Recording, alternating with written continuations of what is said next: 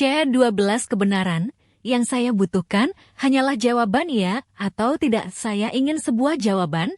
Saat dia berbicara, ekspresi Qin Chu menjadi sangat dingin. Cho, kami melakukannya demi kebaikanmu, lagi pula itu semua sudah berlalu. Hanya, Qin Chu bangkit berdiri sebelum Nyonya Qin sempat menyelesaikannya. Aku sudah tahu itu. Dia sudah mendapatkan jawaban yang dia butuhkan dari nada bicara ibunya. Setelah menduga hal ini, selama ini, Qin Chu bangkit tanpa berkata, "Per apa lagi?" Dia berjalan ke atas menuju kamarnya di lantai 2. "Chiku, makanlah sebelum kamu naik ke atas untuk beristirahat." Nyonya Qin memanggil sosok putranya yang mundur, khawatir akan kesehatannya. Namun, alih-alih jawaban, yang dia dapatkan hanyalah pemandangan mengerikan dari punggung putranya. Yumin Chun dia. Mungkinkah dia masih terpaku pada gadis kurang ajar itu? Sudah begitu lama, dan sekarang dia akhirnya pulang. Oh, aku harap tidak ada yang salah. Bagaimana menurutmu? Nyonya Qin agak terguncang oleh sikap putranya. Sudah 7 tahun berlalu, dan putranya akhirnya kembali ke negaranya. Dia benar-benar tidak ingin keadaan di antara mereka menjadi lebih buruk seperti sebelumnya, semua karena seorang wanita. Sudahlah, dia sudah dewasa sekarang dan bisa membuat keputusan sendiri. Dengan itu, Qin Yumin mengambil sumpitnya dan mulai makan dengan marah. Qin Chu kembali ke kamarnya, mengambil ponselnya, dia menekan sebuah nomor. "Tolong carikan sesuatu untuk saya secepatnya," katanya, dan kemudian segera menutup telepon. Kemudian, perlahan-lahan dia membuka salah satu laci dan mengeluarkan sebuah foto yang sudah menguning. Ada seorang gadis dalam foto itu dengan rambut dikuncir kuda. Dia cantik dan memiliki fitur wajah yang berbeda. Sepasang lesung pipi yang muncul saat dia tersenyum sangat menggemaskan. Kenyataan bahwa ia mengenakan seragam sekolah yang longgar tidak membuatnya kurang cantik. "Mian, aku sangat merindukanmu." Dia berbicara dengan suara rendah dan serak seperti orang yang sedang jatuh cinta. Ingatannya kembali pada pemandangan dalam foto itu yang diambil 7 tahun yang lalu. Langit biru, awan putih, halaman sekolah, dan gadis yang dicintainya keesokan paginya. Huo Mian bangun pagi-pagi sekali dan menaiki bus menuju rumah sakit tempatnya bekerja. Setelah dia selesai melakukan tugasnya, dia mengambil sup tulang babi yang dia buat pagi itu dan pergi menemui Ning Xiyuan. Dia ingin menjelaskan kepadanya apa yang terjadi kemarin. Di Departemen Oftalmologi Rawat Jalan, ketika Huo Mian masuk, dia menemukan Heman, salah satu perawat, dengan hati-hati membalut luka di dahi Ning Xiyuan. "Ya ampun, bagaimana ini bisa terjadi? Dokter Ning, bagaimana Anda bisa begitu ceroboh?" Suara perawat wanita itu bernada tinggi secara artifisial dengan cara yang membuat orang tidak nyaman. "Xiyuan," Huo Mian memanggil dengan lembut di dekat pintu. Keduanya berbalik menghadapnya. Ekspresi Ning Xiyuan kosong saat tatapannya tertuju pada Huo Mian. Tidak ada yang tahu apa yang dia pikirkan. "Ah, Huo Mian, kamu di sini. Kalian berdua pergi dan mengobrol. Aku akan pergi." "Jangan pergi."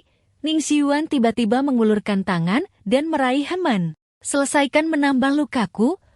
"Dokter Ning, kamu harus benar-benar membiarkan pacarmu merawatmu," kata Heman sambil tertawa kecil dengan canggung.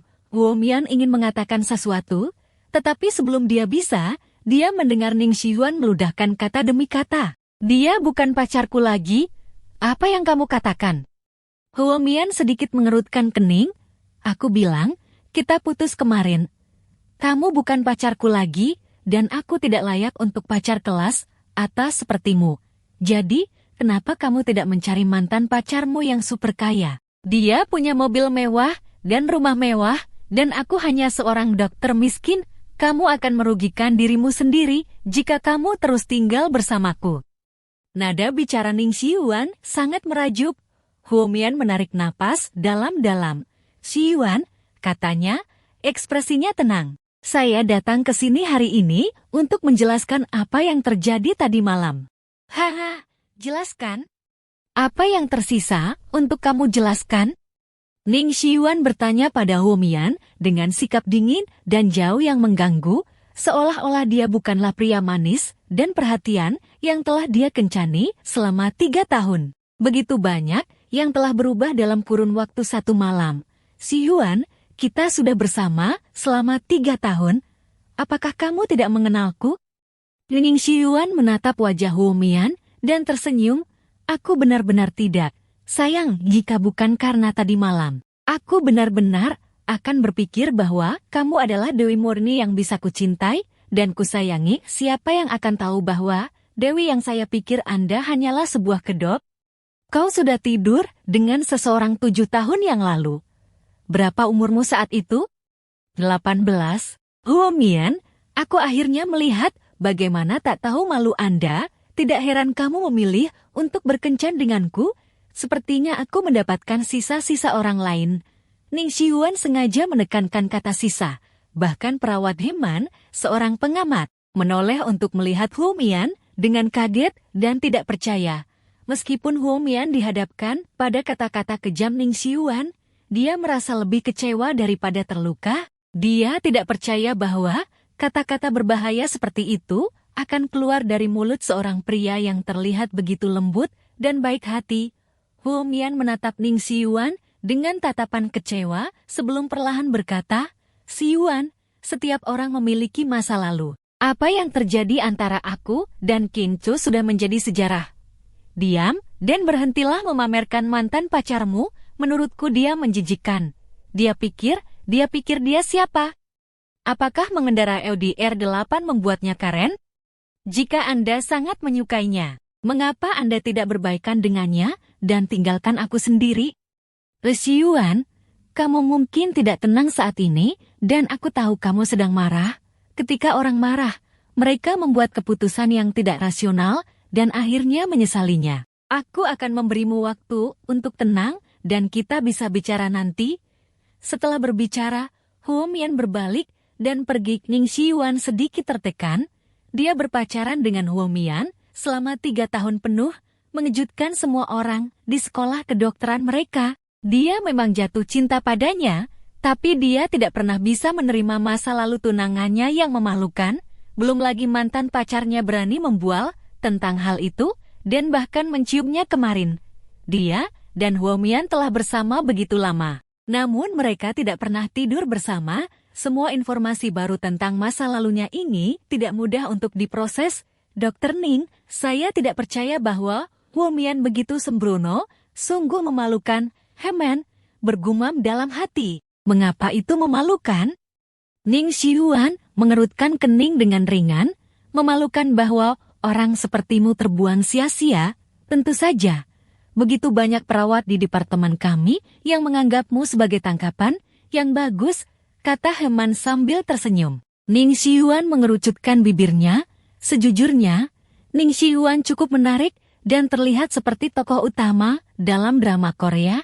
Di rumah sakit besar seperti ini, sebagian besar dokter yang merawat adalah pria paruh baya berusia 40-an. Dokter yang lebih muda jarang ditemukan dan, karena itu, jauh lebih populer. Banyak perawat yang menyatakan perasaan mereka kepadanya di masa lalu, tetapi dia sudah memiliki Huo Mian. Mereka akan membeli apartemen bersama dan menikah. Jadi dia tidak pernah memikirkan hal lain. Sekarang sesuatu sekaliber ini telah terjadi di antara mereka, mungkin sudah waktunya baginya untuk mulai mempertimbangkan kembali. Benarkah? Apakah saya sepopuler itu? Sambil tersenyum, Ning Xiyuan bertanya. Tentu saja, ya. Saat kata-kata itu keluar dari mulut Heman, Ning Xiyuan menunduk dan mendekati bibirnya, bertanya, apakah itu termasuk kamu? Ya, Heman tersenyum. Matanya menyipit menjadi celas saat dia menggoda balik. Bagaimana menurutmu? Ning Xiyuan dan perawat terus menggoda di klinik oftalmologi. Sementara itu, di departemen OBGYN, Huo Mian tidak dalam kondisi bekerja. Hatinya berada di tempat lain dan pikirannya mengembara. Huo Mian, apakah kamu tahu berapa kali aku memanggilmu? Teriak kepala perawat dengan marah. Ya, kepala perawat. Saya sudah bilang untuk mengambilkan masker bedah. Apa kau sudah tuli? Iya, aku akan mengambilnya sekarang. Mian, Ada apa? Apa ada sesuatu yang ada di pikiranmu? Apakah kamu perlu mengambil cuti? Saya merasa Anda telah terganggu sepanjang hari. Perawat baru, Huang Yu, bertanya dengan sedikit kekhawatiran. Karena kelelahan, Huomian menggelengkan kepalanya. Dia merasa lesu sepanjang hari ini, yang lebih buruk lagi. Hal itu bukan karena situasi perang dingin dengan Ning Xiyuan. Dia telah memikirkan pria yang seharusnya tidak dia pikirkan. Apakah dia benar-benar kembali? Apa yang terjadi semalam bukanlah mimpi, bukan tanda tanya. Kebingungannya berlangsung hingga shiftnya berakhir. Huomian berganti pakaian dari seragam perawat putihnya menjadi gaun biru pastel. Sambil mengambil tasnya, dia berjalan keluar. Dia tepat waktu untuk melihat mobil Chevrolet putih milik Ning Xiyuan yang diparkir di luar pintu masuk. Dia baru saja membelinya bulan lalu. Karena mereka berencana untuk menikah, orang tua Ning Xiyuan telah membantu membayar mobil tersebut. Ini bersama dengan gaji mereka sendiri berjumlah lebih dari 100.000 yuan. Mobil itu cukup bagus.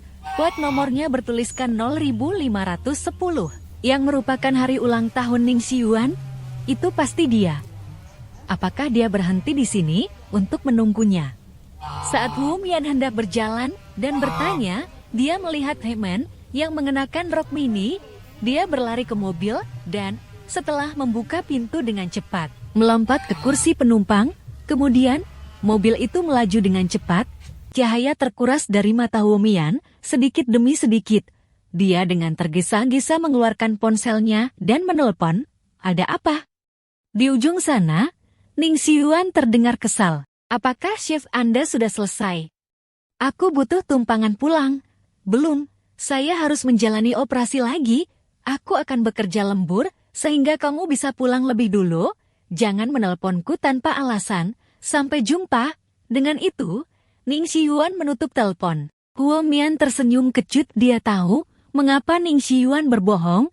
Dia mencoba membalas dendam padanya. Namun, apa yang dia lakukan hanya rendah. Huomian tiba-tiba merasa bahwa pria biasa yang dia kencani selama 3 tahun tidak lagi biasa. Dia menatap langit. Langit berwarna abu-abu seperti suasana hatinya. Kemudian, Xiu Lingling menelpon. Mian, apa kamu sudah pulang kerja sekarang? Ya, datanglah ke tempatku. Aku libur hari ini dan membuatkan sesuatu yang enak untukmu. Ini adalah trotters babi yang diasinkan. Din, itu bagus.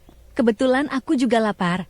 Tunggu aku. Setelah menutup telepon, Huomian menurunkan taksi dan menuju ke rumah Zhu Lingling. Orang tua Zhu Lingling tinggal di pinggiran kota untuk mempermudah perjalanannya ke tempat kerja. Dia menyewa sebuah tempat kecil yang nyaman di dekat bandara. Setiap kali dia punya waktu, Huomian akan pergi ke sana untuk menikmati makanannya. Tampaknya, selain rumah dan rumah sakit, hanya itulah satu-satunya tempat yang bisa ia kunjungi. Sambil menaruh daging babi di atas meja, Zhu Lingling mulai mengoceh. Sebelum Huomian sempat makan, dia bertanya tentang apa yang terjadi kemarin. Tidak tahan dengan bombardir itu, Huomian menceritakan kejadian itu dengan cara yang relatif rinci. Tentu saja, dia menyimpan beberapa detail yang lebih provokatif, seperti ticupan paksa untuk dirinya sendiri, hanya menyikatnya. Itulah yang terjadi.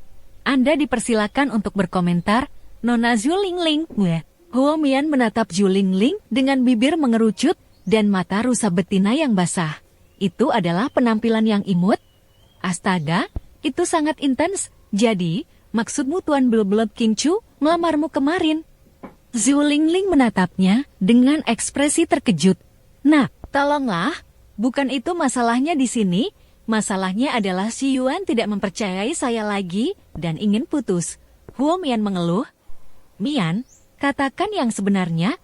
Apakah kamu masih mencintai Qin Chou? Zhu Lingling bertanya, sangat serius. Huomian membeku setelah mendengar pertanyaan ini.